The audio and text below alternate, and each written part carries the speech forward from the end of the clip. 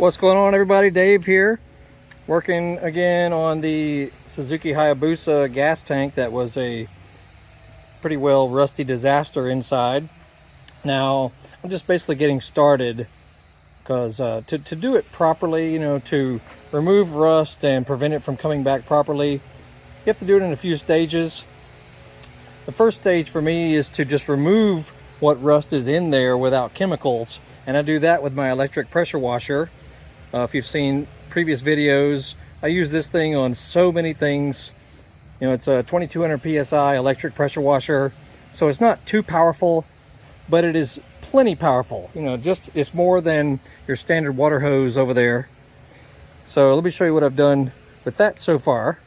Remember, if you go back to the previous video, I'll put a link to it, and I'll put a playlist link of this entire project. But just notice how it looks now.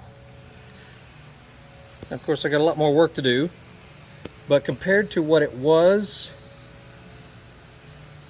up in the corners, it's still a little rough. Let's see if I can get bear with me here. In the corners, it still needs work, but straight down,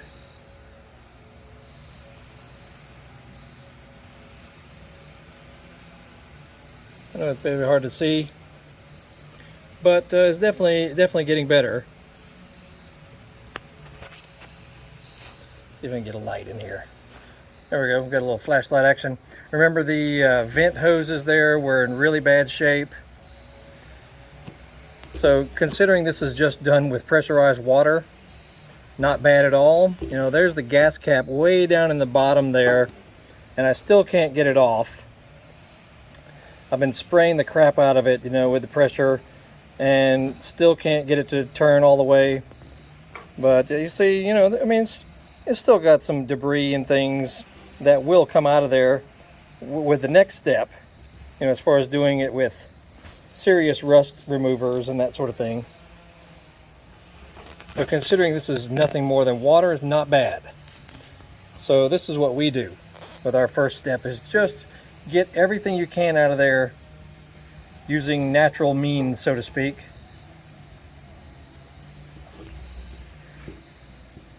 So yeah, see down there, still got some issues. So we'll keep going with that, but then we'll move on to our serious steps. And I know there's tons of ways that you can do this particular task, but here is a way that we have had real good success with. As far as putting things in the tank, you can put ball bearings, miscellaneous nuts and bolts, even chain, like small chain right there.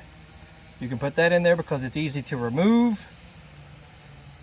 Other thing, now this would be preventative maintenance here. If you will use stable in your fuel at all times, as well as use non-ethanol based fuel along with stable, you shouldn't have rust issues, if your tank is new or clean and ready to rock and roll. Another cleaner you can use is actually radiator cleaner.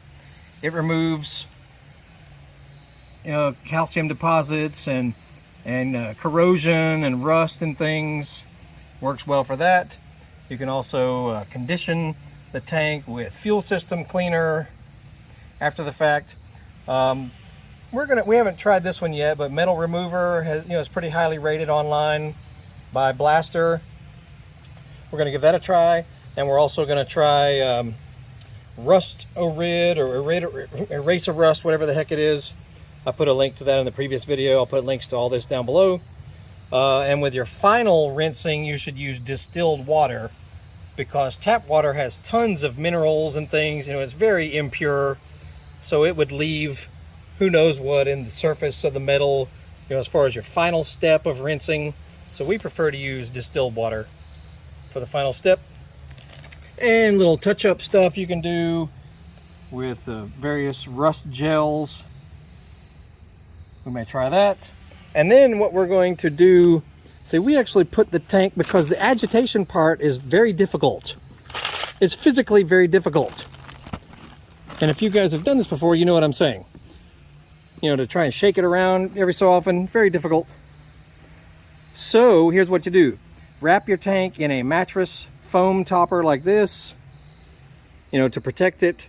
Also then wrap it in, you know, your little shrink wrap or stretch wrap with some shipping tape around it, you know, and then you can put a blanket around it, put some pillows and blankets in your clothes dryer, and with the heat on low or no heat at all, you can tumble the gas tank and it will agitate all of this stuff beyond belief. Because that is actually very difficult to do, shaking it around and all that, very difficult. So we don't do that anymore. We throw her in the clothes dryer. Anyway, it's looking good so far. That's our first step. And you know, we'll add the links down below to all this project. So just keep an eye on what's going on, and we have tons of other videos on our page and Facebook page as well. So check it all out, and we'll keep on rocking. Make sure you Google Horsepower House. We're all over the internet, including Facebook. You'll have a great day.